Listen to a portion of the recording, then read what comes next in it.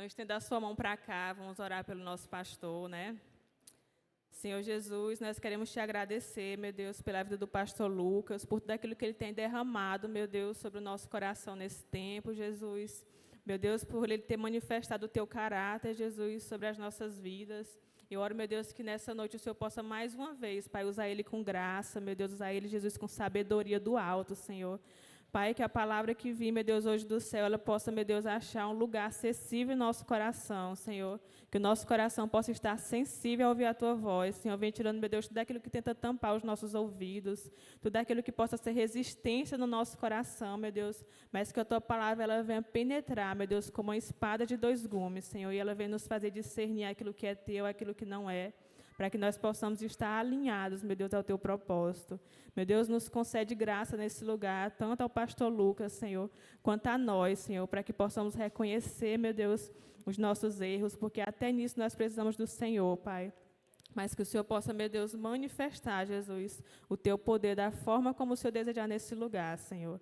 Seja, meu Deus, com arrependimento, seja, meu Deus, trazendo uma palavra de ânimo da forma como o Senhor desejar, Jesus. Vem também guardando, meu Deus, a família do pastor Lucas, a pastora Patrícia, seus filhos, Senhor, cuidando de tudo aquilo que é deles, Pai, enquanto eles cuidam daquilo que é Teu, Senhor. No nome de Jesus. Amém. Amém. Aplauda ao Senhor mais uma vez. Glória a Deus.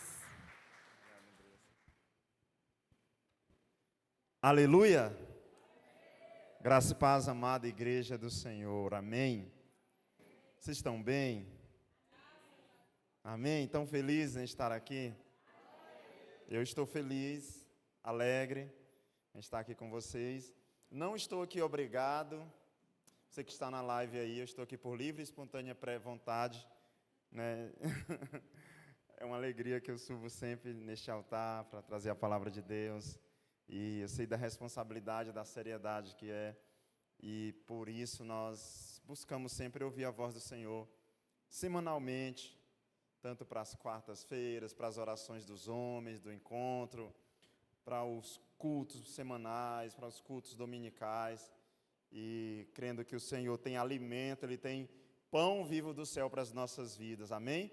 Ele tem o pão que sacia toda a fome, e a água que sacia toda a sede. Você crê nisso? Aleluia! Meus irmãos, e nós iniciamos este momento, nesse culto de Santa Ceia, para celebrar os batizados dessa semana. Amém? Cadê o pessoal que passou pelo batismo nas águas? Dá um sinal com a sua mão aí. Amém? Glória a Deus, tem alguns aqui neste culto. Então nós vamos primeiro ver o vídeo, é isso? Aí vamos fazer assim, galera. Quando soltar o vídeo, vocês já vão se colocando de pé para vir para cá, para receber os certificados de vocês, amém? E a família, claro, aplaude os amigos, e lembrando que hoje, na hora da ceia, eles terão a honra de serem os primeiros a ceiar, amém, irmãos? A igreja pode concordar com isso? Amém. Eles serão os primeiros a ceiar. Eu tive o privilégio de batizar meu filho essa semana.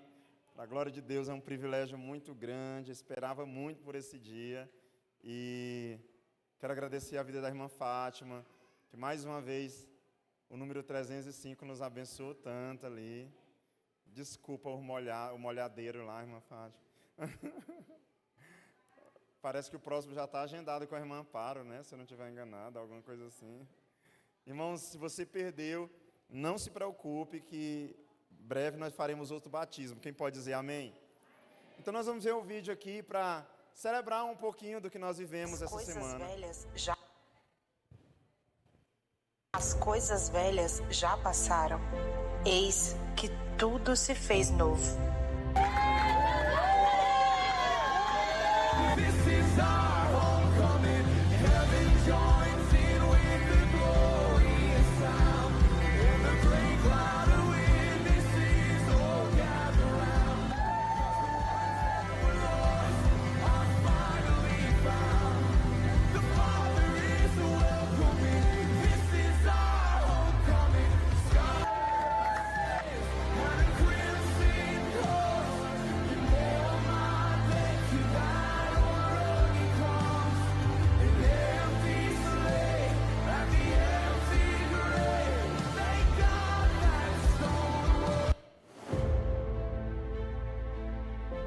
João Lucas dos Santos Farias, meu primogênito. Você aceita ser batizado em nome do Pai, do Filho e do Espírito Santo de Deus? Sim. Para a remissão de seus pecados? Sim.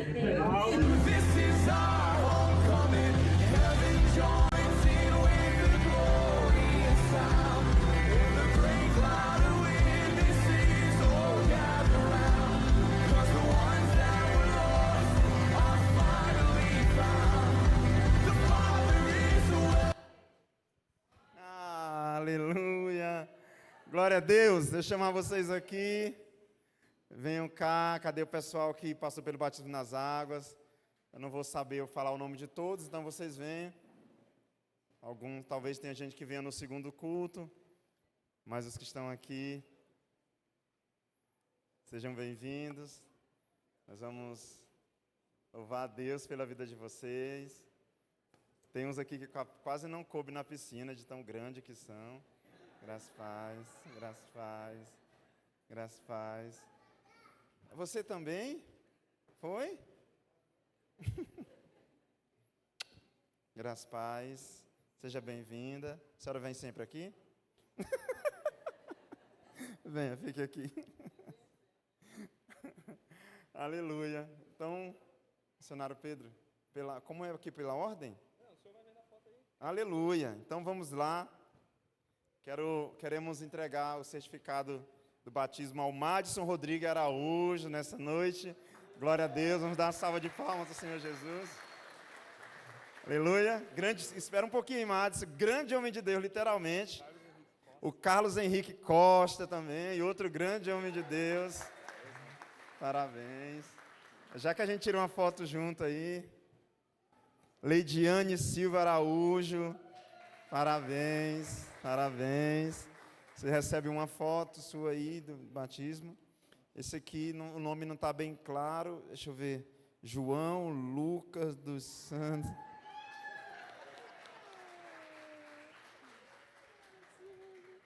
Meu Deus do céu, esse menino de papai batizou, monego. Pega, filho. Parabéns. Rosilene Ribeiro da Silva. Parabéns, irmã Rosilene. Glória a Deus. Juliana do Nascimento Matos. Parabéns. Deus abençoe. Teve casal que batizou, né? Cláudia Henrique Mendes. Parabéns. Peguei de todos.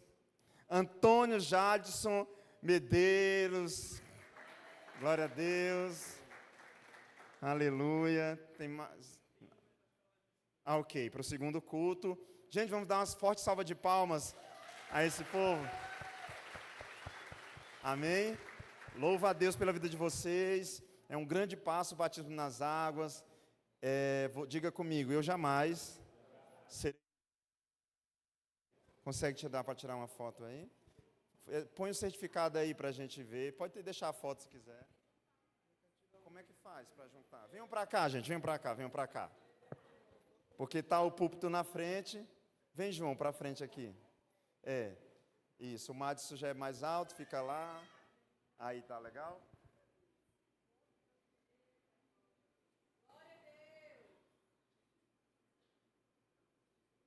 Oi? Parabéns, Deus abençoe. Vamos aplaudir mais uma vez.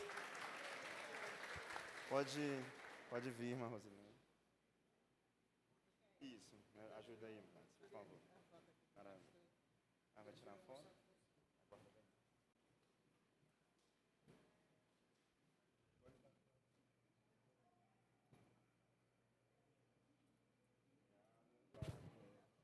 Aleluia, glória a Deus. Eu amo isso. Eu acho melhor isso ali do que açaí com farinha, gente, de puba. É um privilégio muito grande participar deste momento do batismo nas águas. Amém? Povo de Deus, essa semana, meditando no que a gente viveu como semana, orando ao Senhor, para entender o que o Espírito Santo sentiu esses dias com os acontecimentos do Brasil e do mundo. me peguei refletindo bastante sobre o coração de Deus com a humanidade, com o Brasil, com a América, com o mundo nesse tempo. Essa semana estive ministrando a aula a aula com a temática pastoral lá em uma igreja do nosso ministério, na Escola Forjados. E o título dessa mensagem é Amar é Servir. Coloca aí, escreve, por favor. Ah, está aqui, olha, dá para ver. Obrigado. Diga comigo, amar é servir. Aleluia. Glória a Deus. E eu sei que é uma afirmação forte, mas é bíblica. Diga comigo, bíblica. Sabe uma coisa que torna leve para a gente a nossa caminhada? É saber que estamos fazendo algo que é bíblico. Sabia que diariamente a gente faz coisas que não é bíblica? Diariamente a gente faz coisas que não é bíblica. Tem umas que é pecado, outras que não. Por exemplo, tomar açaí. Não é bíblico. Mas é pecado? Não. Alguém viu algum apóstolo tomando açaí? Moisés? Não. Porque naquela região não tinha, gente. Tinha tâmara, né? Eles tinham tâmara, tinham azeitonas, eles tinham vinhas, parreiras, tinha as oliveiras, mas não tinha açaí. Então o açaí não está na Bíblia, é pecado? Não é. Agora se for demais, é gula, né? Então manda umas polpas lá para casa. Então tem coisas que não estão na Bíblia, que não é pecado, tem coisas que estão na palavra de Deus que é pecado.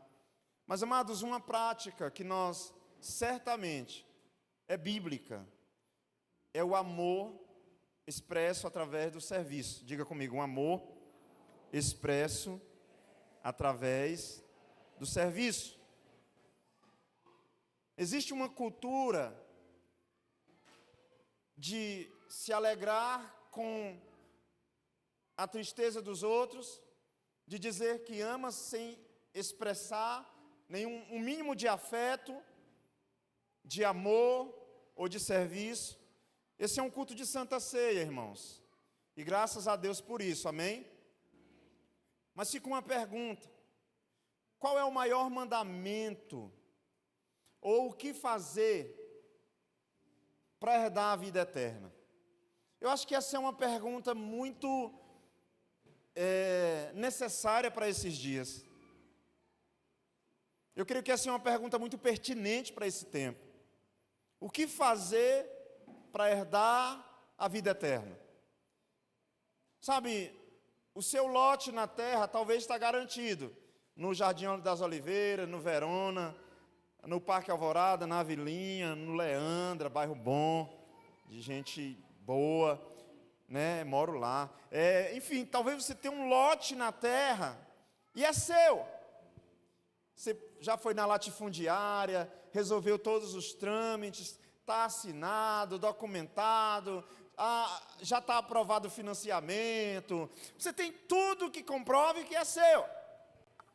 Mas existe uma pergunta bíblica que eu creio que ecoa, irmãos, nos nossos corações, que é: o que fazer para ser salvo? Já perguntaram isso. Está no livro de Lucas, capítulo 10. Se você puder abrir a sua Bíblia no livro de Lucas, capítulo 10, verso de número 30. E a forma como Jesus responde essa pergunta é o motivo da mensagem nossa deste culto. Lucas, capítulo de número 10, verso de número 30. Amém? Abra a sua Bíblia. Lucas 10, 30.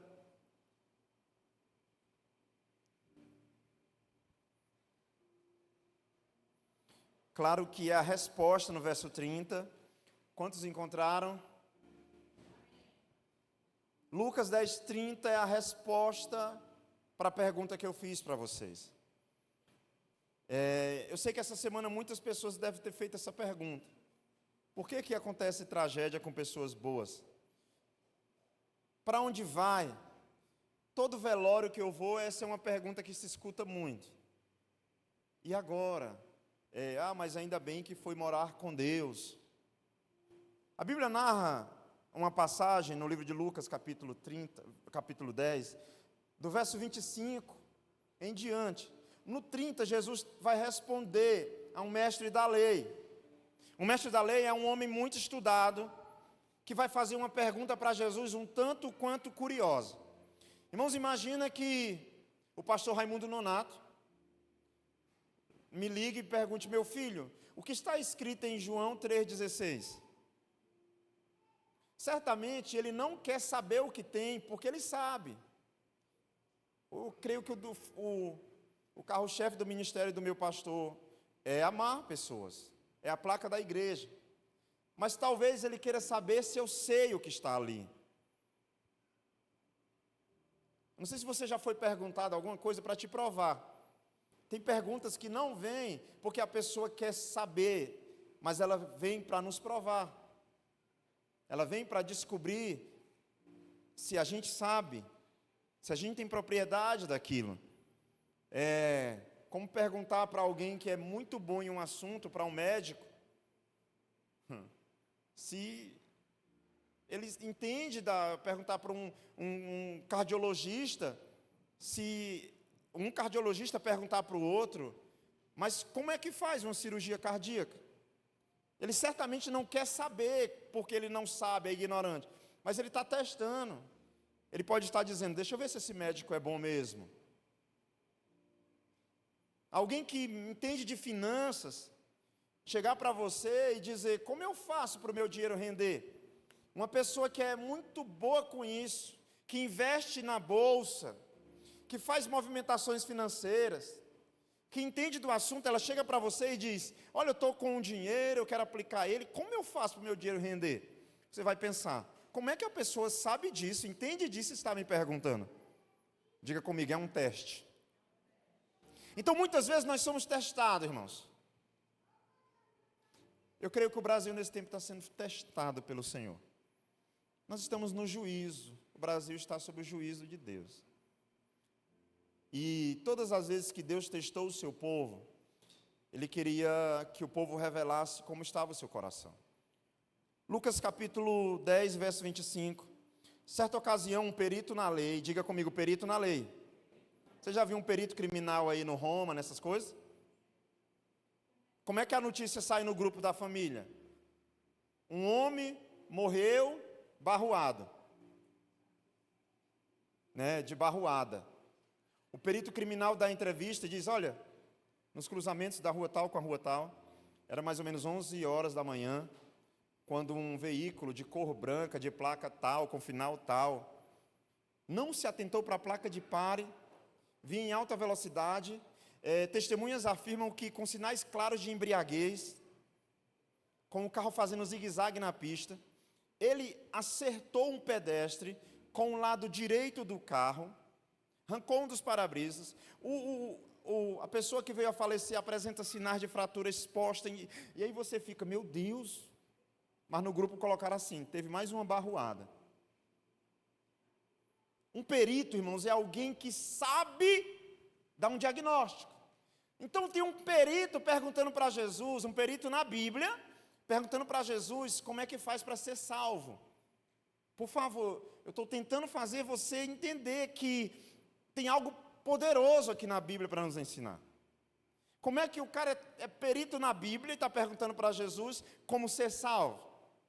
Certa ocasião, um perito na lei levantou-se para pôr Jesus à prova e lhe perguntou: mestre, o que eu preciso fazer para herdar a vida eterna? Olha o que Jesus responde. Aliás, uma ótima forma de responder alguém é com uma outra pergunta,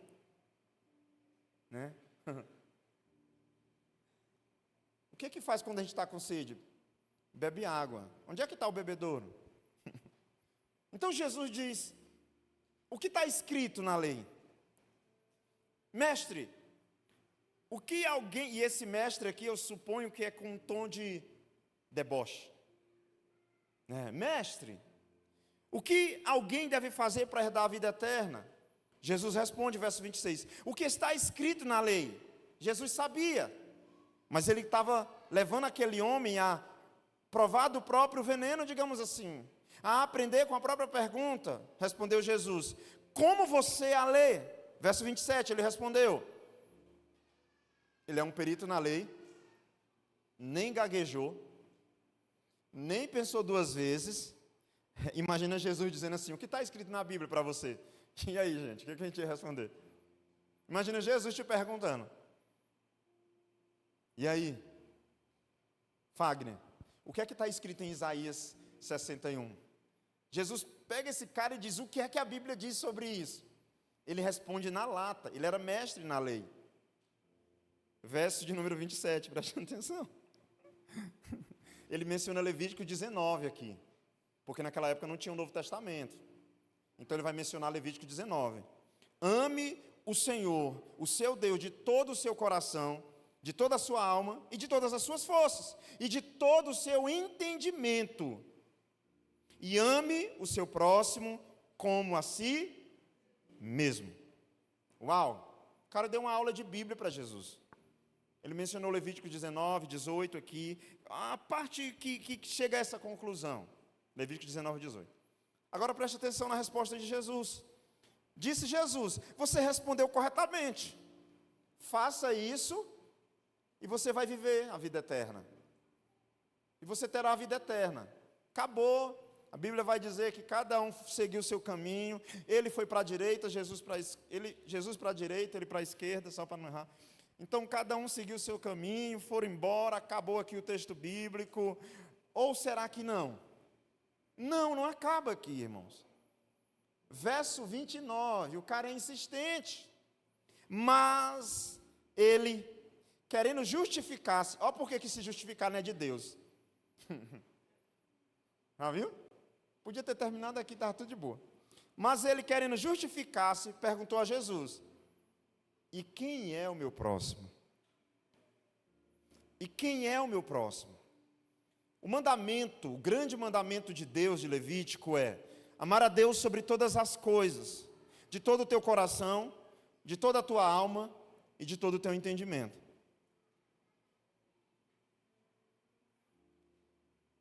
E amar o teu próximo como a si mesmo.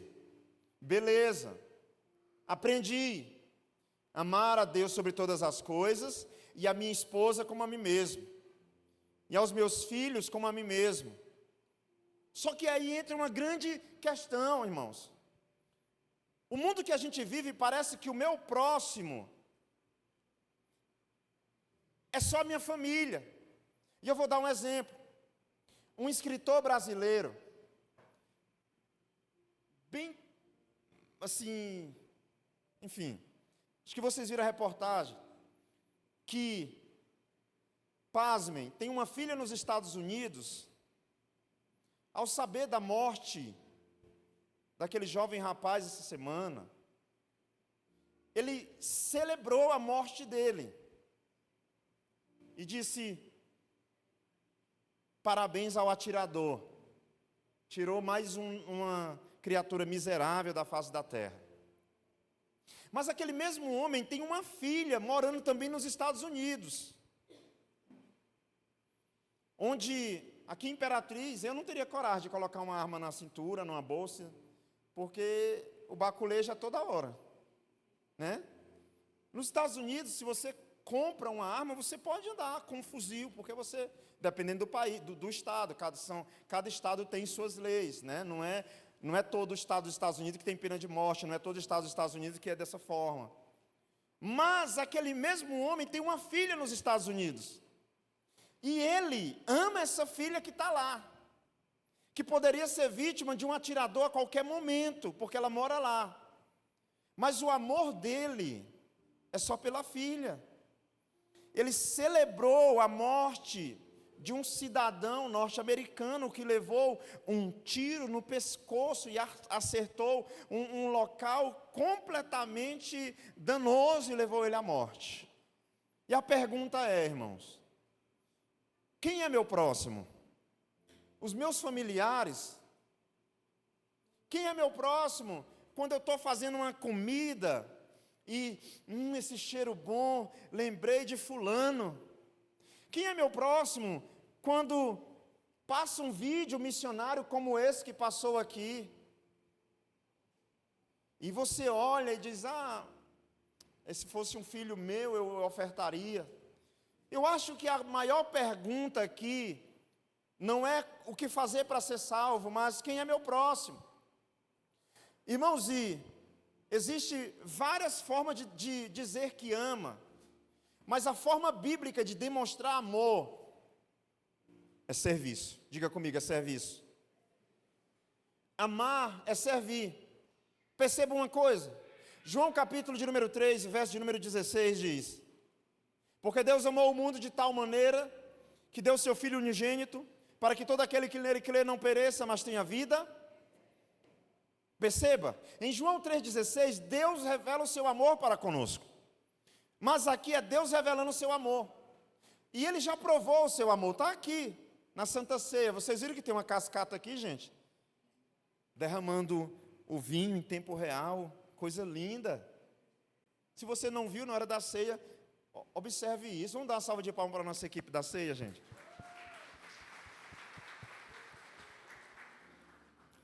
São uma fofura, minha equipe da ceia.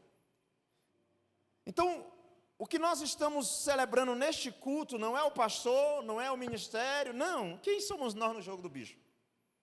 Mas é o sangue de Jesus que foi derramado e o seu corpo que foi sacrificado. Perceba, Ele fez isso por amor à minha vida e à sua. Olha para a pessoa do lado e diz assim: graças a Deus. Fala para ela, se não fosse Jesus na tua vida.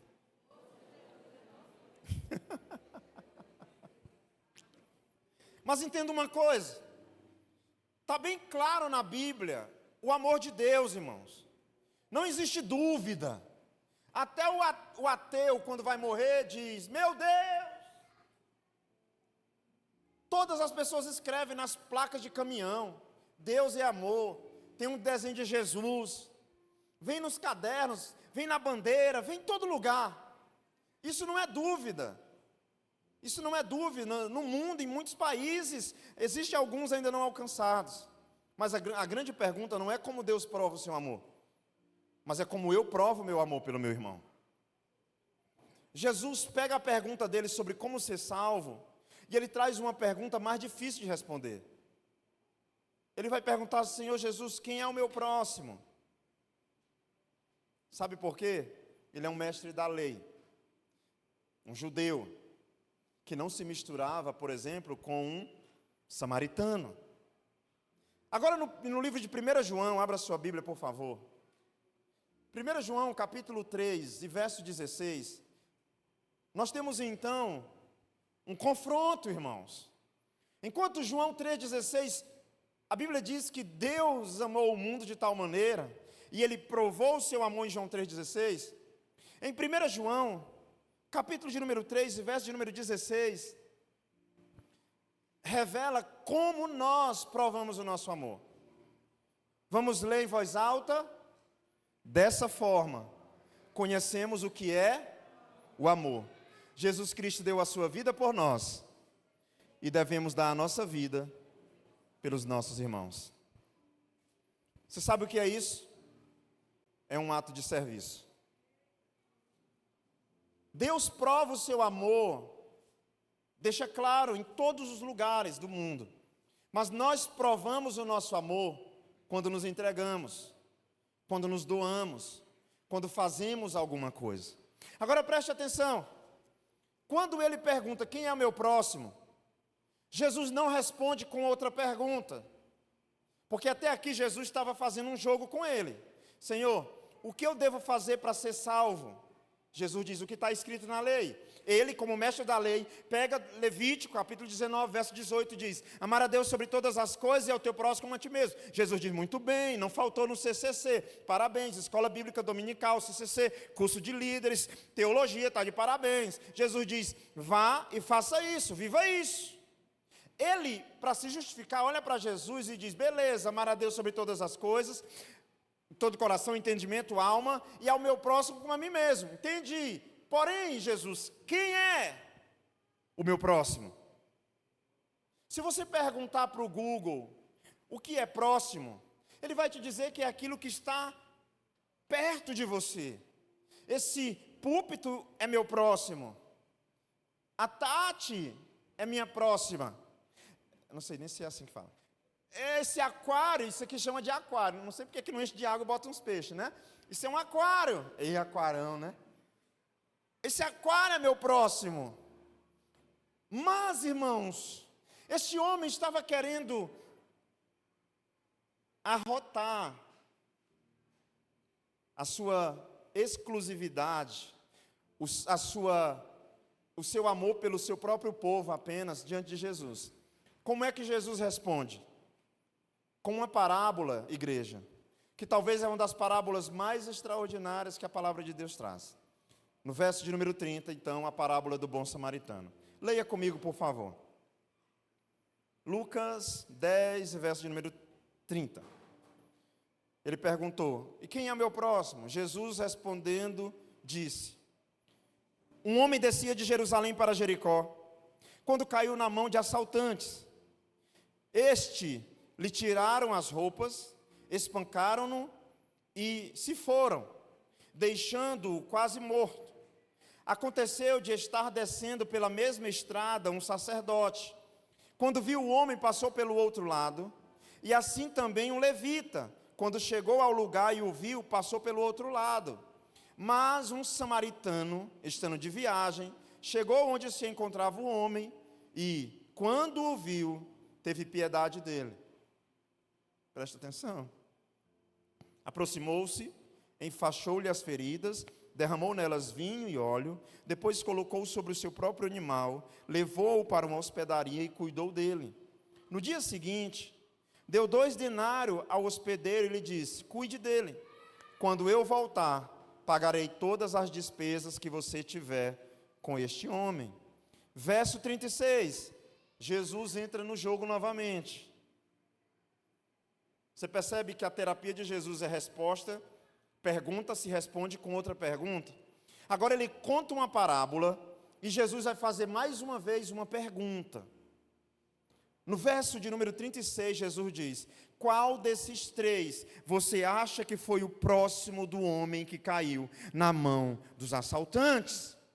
Verso 37, aquele que teve misericórdia dele. Respondeu o perito na lei. Jesus disse: muito bem, vai e faça o... Pastor, resume para mim. Parte de nós já sabemos o que tem que fazer, mas temos dificuldade em aplicar na nossa vida. Essa parábola nos ensina que parte de nós, igreja, conhecemos a Bíblia, sabemos do amor de Deus e sabemos o que Ele nos ordena. Sabe o que falta? Jesus, em todas as respostas, disse: faça. O verbo aqui é fazer, irmãos. É atitude. É prática. Sabe o que Jesus estava dizendo? Você é um bom teólogo, mas talvez está sendo um péssimo praticante. Você fez a parte da faculdade inteira que era dentro da sala de aula, mas existe um prático agora, meu irmão, e você precisa viver esse prático. Essa parábola nos ensina que talvez nós estejamos sendo aprovados em conhecimento e misericórdia, irmãos, talvez reprovados em atitudes. Jesus não reprovou este homem no conhecimento em momento algum. Pelo contrário, algum de nós talvez seria envergonhado, porque ele respondeu muito bem. Todas as vezes, quando Jesus pergunta o que está escrito na lei, ele responde, biblicamente falando. É claro, pentateucamente falando. Ele menciona o Pentateuco, Gênesis, Êxodo, Levítico, Número e Deuteronômio. Então ele diz: está escrito amar a Deus sobre todas. Jesus diz: muito bem, respondeu bem, vai e faça. Aí ele diz: quem é teu próximo? Jesus conta uma parábola e pergunta: ei, quem era o próximo do samaritano? O levita? Quem era o próximo do samaritano? O mestre, que era o como é que eu posso chamar tem um nome para ele aqui, sem ser sacerdote. Não, vamos lá, deixa eu simplificar. O pastor. Vamos lá, vamos contextualizar. Quem era o próximo desse homem? O pastor que passou e não fez nada, é isso que a Bíblia está dizendo. O levita, que não tem nos tempos de hoje um levita, como da Bíblia, que cuidava do templo. Que, enfim, vocês sabem disso. Quem era? Era o pastor, o líder de célula que passaram e não fizeram nada? Ou era o visitante? Desconhecido, não tinha título na igreja, não tinha cargo na igreja, não tinha holofote, não tinha aplauso. Quem ajudou? O perito da lei responde sabiamente e diz, certamente esse terceiro. Jesus diz, respondeu bem, vai e faça. Ou seja, Jesus disse, o que você precisa fazer, você já sabe o que deve fazer para morar no céu, você já sabe o mandamento, você já sabe quem é o próximo, vai e ama ele, vá e cuida dele agora. Irmãos, esse é um tempo da teoria se tornar prática nas nossas vidas. A ceia do Senhor não é sobre um Buda, por favor me entenda, que ficou sentado num alto e sublime monte, dando comando, dizendo, tragam para mim ofertas e oferendas, que morreu velhinho, provou de todos os prazeres do mundo, e foi idolatrado e tem uma estátua de barro. Não é sobre uma vaca que é endeusada em alguma nação. O culto de Santa Ceia é sobre um Cristo, que em vez de estar aqui, dizendo, entregue um sacrifício para mim, nós temos o sangue que representa, o suco que representa o seu sangue, e o pão que representa o seu corpo. O meu Jesus provou o seu amor morrendo, irmãos. Pastor, onde é que está a grande diferença? É que o mundo que a gente vive quer provar o seu amor, matando. Diga misericórdia. Aliás, abre aspas. Existem relacionamentos nos dias atuais, na contemporaneidade, que tem um discurso trágico que soa romântico às vezes. Por exemplo, eu te amo tanto que sem ti eu tiraria minha própria vida.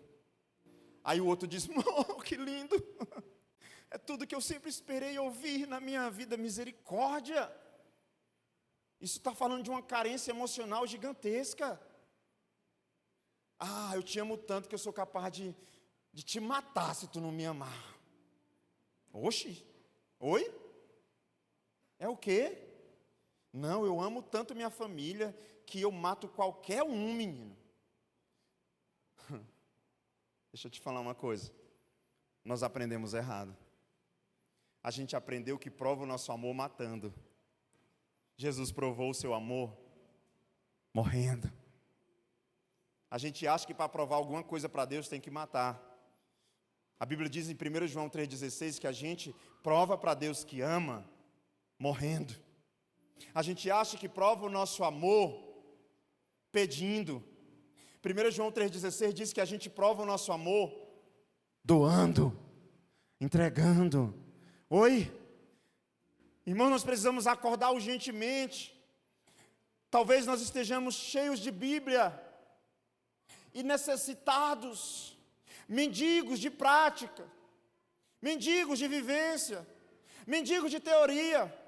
Alguns de nós estão querendo decorar a Bíblia inteira para finalmente evangelizar daqui a 10 anos, quando você terminar de decorar. Mas tem alguém neste momento com um versículo decorado, tentando ganhar o mundo para Jesus.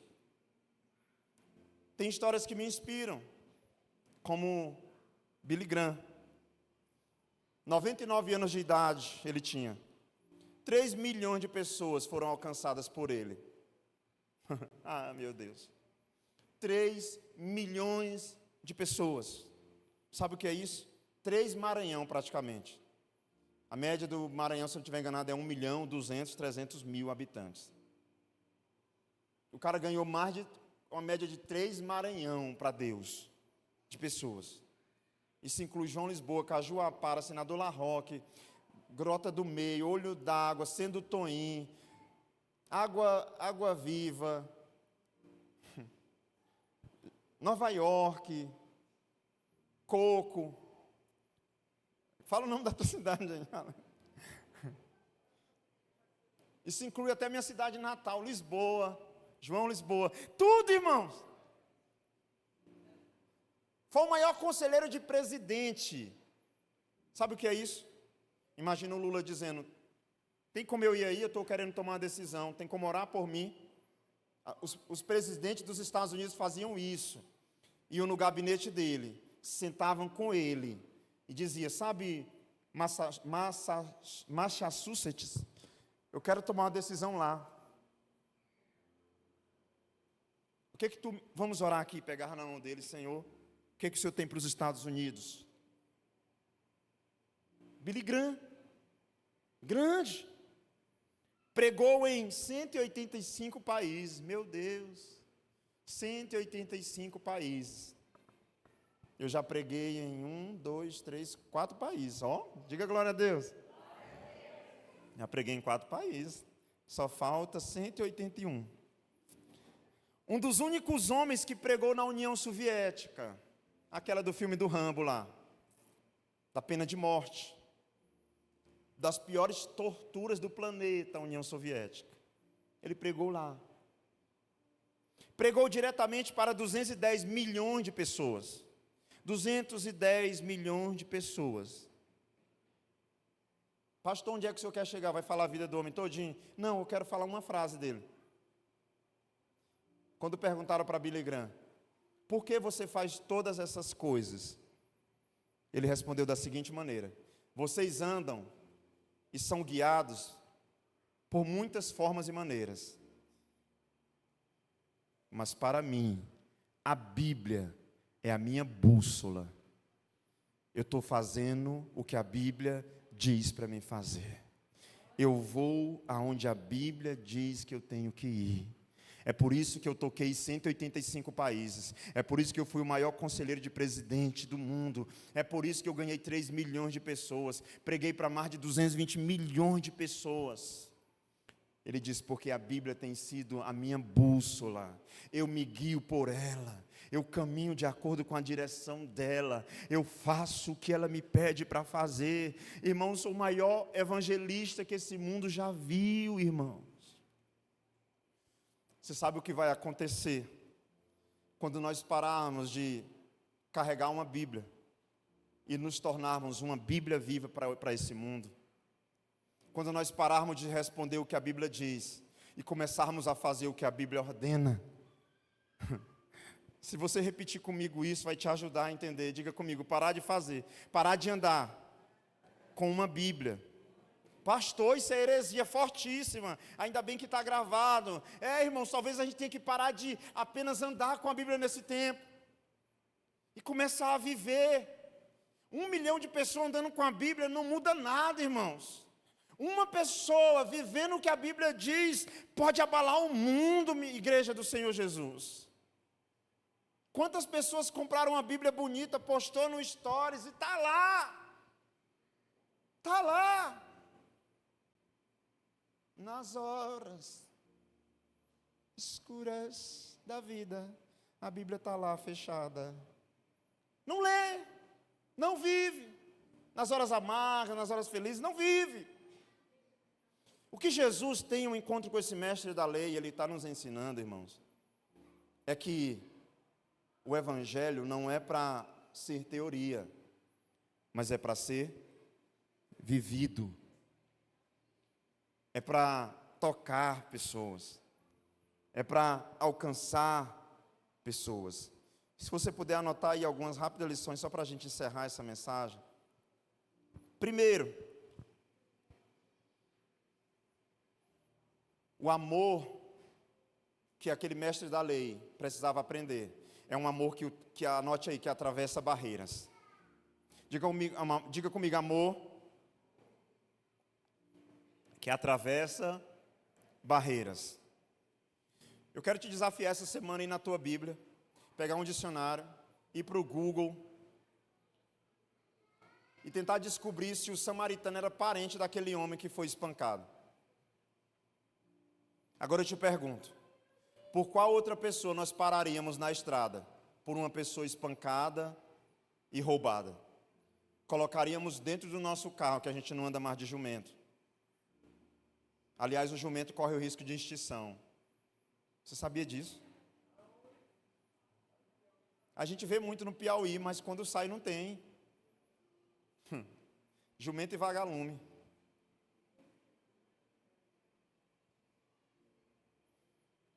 Qual de nós sai da nossa casa num domingo para oferecer comida para alguém que não seja a sogra?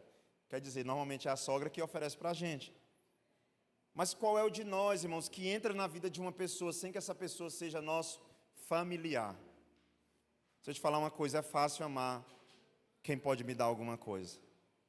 É fácil amar quem tem uma devolutiva para mim. Então, primeiro, o amor que Jesus ensina aqui é um amor que atravessa barreiras. Diga comigo, atravessa barreiras. Você viu que as coisas que Jesus teve compaixão foi sempre alguma coisa que constrangeu ele. Você lembra como o cego de Jericó gritava? Filho de Davi, né, pastora Francilene? Quem esteve aqui nas quarta-feiras ouviu esse dia a pastora Francilene falando. Quarta-feira passada. Tem misericórdia de mim. Ele diz, opa, tem alguém gritando mais alto do que os outros. Calma, calma, calma. O discípulo diz, todo mundo grita. Diz, não, cala a boca você aí. Tem alguém gritando mais alto. Jesus, todo mundo grita. Tia quieta. Fala de novo. Jesus, filho de Davi. Oh, rapaz, vou curar esse aqui. Uma vontade de achar Jesus que era capaz de transpor barreiras. Irmãos, o amor bíblico é o amor que é capaz de transpor barreiras. Amém? Eu sou judeu, ele é samaritano, não importa. A Bíblia diz para amar, para cuidar, para ajudar essa pessoa. E Billy Graham diz, eu preciso viver o que a Bíblia diz e não o que eu acho, o que eu penso. Diga comigo, um amor que transpõe barreiras. É esse amor que nós precisamos viver. De se compadecer do órfão, da viúva necessitada, de se compadecer daqueles que nada podem fazer por nós. É fácil dar uma carona para um empresário. Você já dá a carona pensando, vai dar um pix para mim botar gasolina. Agora dá uma carona para aquele que já está com um galão na mão de 5 litros, que o carro dele, a moto dele acabou a gasolina. A gente aprendeu a levar um prato de comida para um dono de restaurante. Eita, eu vou levar esse pedaço de carne assada para ver se ele me dá um salmão. Não é esse o evangelho bíblico, irmãos. O evangelho bíblico, meu próximo, não é quem está do meu lado, meu irmão, minha sogra, meu cunhado. O meu próximo é todo aquele que precisar do amor de Deus, igreja. Porque o próximo da Bíblia não é o próximo do dicionário. O próximo da Bíblia não é geografia. Geografia fala de barreiras. Eu não posso ir caminhando para... Agora eu posso que tem a ponte para Bela Vista. Antes tinha uma balsa. Eu não posso sair daqui caminhando até que tem uma rota para os Estados Unidos. Mas eu passo pelos coiotes ali, um lugar perigosíssimo e tudo. Mas, irmãos, Jesus Cristo nos ensina um amor que transpõe barreiras. Eu sou judeu, ele é samaritano, pouco importa. Eu vou ajudá-lo. Amém? Segundo lugar, nós precisamos parar de agir por sentimentos. E começar a agir por obediência. Quem é pai aqui? Não sei se acontece com seus filhos. Você fala assim, vai tomar banho. Não estou com vontade. Vai tomar banho. Não, é porque eu banhei, não sei o quê. Vai tomar banho. Pronto, é uma ordem. Passa para o banheiro agora. Não está sentindo o menino de tomar banho. Não está querendo. Mas agora é uma ordem. Agora tem que banhar. Eu creio que chegou o tempo da gente parar de agir pelo que a gente sente e começar a agir pelo que a Bíblia diz. Diga comigo, parar de agir pelo que eu sinto e começar a agir pelo que a Bíblia diz. Aleluia. Meu irmão, você está me ajudando, me abraçando, me acolhendo. Eu nunca fiz nada para ti. Pois é, não precisa. Biblicamente não precisa. Estou aqui. Pastor, não entendi ainda. O amor bíblico não é um discurso, irmãos. O amor bíblico é uma ação. É uma ação. Eu lembro de um formando que entrou com um botijão de gás nas costas e disse: eu quero honrar meu pai aqui, que pagou minha faculdade entregando gás.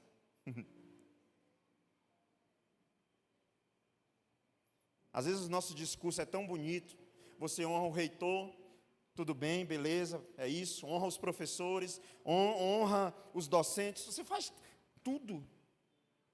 Mas a gente precisa de um amor bíblico que não seja sentimento, seja decisão. Irmão, no nome de Jesus, quem é aqui que na hora de uma briga sente de pedir perdão? Ninguém. Ah, você me magoou e eu estou sentindo de te perdoar. Não, você está sentindo de matar. Você está sentindo de esfolar vivo. Só que a gente não faz o que a gente sente. O cristão faz o que a Bíblia manda. Amém? Já viu quando o menino faz cocô na fralda, tira a fralda, passa a mão e sai passando nas paredes, que você acabou de comprar uma tinta de último lançamento da Leinertex, aí ele passa no sofá, passa nas almofadas, passa na parede. Aí você vai no céu e você olha a fatura, ainda está lá. As tintas foi no cartão. O pintor ainda está fazendo pix para ele. Aí você dá vontade de esganar o menino, porque o que você sente é aquilo, de pegar ele e passar ele na parede de novo para ver se sai. Só que você não faz o que você está sentindo naquela hora. Porque daqui a pouco você está sorrindo. Olha o cocôzinho que você passou. Olha o cocôzinho que você passou. Oh, menino. Irmãos, a gente não é sentimento. O cristão é decisão. Diga comigo, decisão. Nós precisamos decidir amar. E por último, em último lugar, talvez uma lição que podemos aprender. O que aquele mestre da lei não tinha entendido é que Jesus Cristo está nos chamando para um amor de compromisso. Diga comigo, amor de compromisso. Eu amo ao ponto de me comprometer. Eu sempre gosto do exemplo do bacon com ovos. Um café da manhã maravilhoso. Qual é a grande diferença? A galinha colocou o ovo e foi-se embora. Mas o bacon, o porco morreu. A galinha estava envolvida no café da manhã. O porco foi comprometido. Se eu falar aqui, vamos levantar a mão, quem vem para o mutirão lavar a igreja aqui amanhã de manhã? Irmão, tá galera. Pastor, conta comigo. Toca aquela música do Balboa, né? Do Sylvester Stallone lá, do Rambo. Tam, tam. A igreja inteira de pé, dizendo, conta comigo nesse mutirão, vou trazer minha VAP, eu tenho um sabão lá em casa. Esses são os envolvidos, irmãos. Mas amanhã a gente vê 2 comprometidos, ou 1, na porta da igreja. Existe a diferença entre compromisso e envolvimento. Alguns de nós estamos envolvidos com a obra de Deus. Outros estão comprometidos. O pastor da parábola era envolvido com a obra.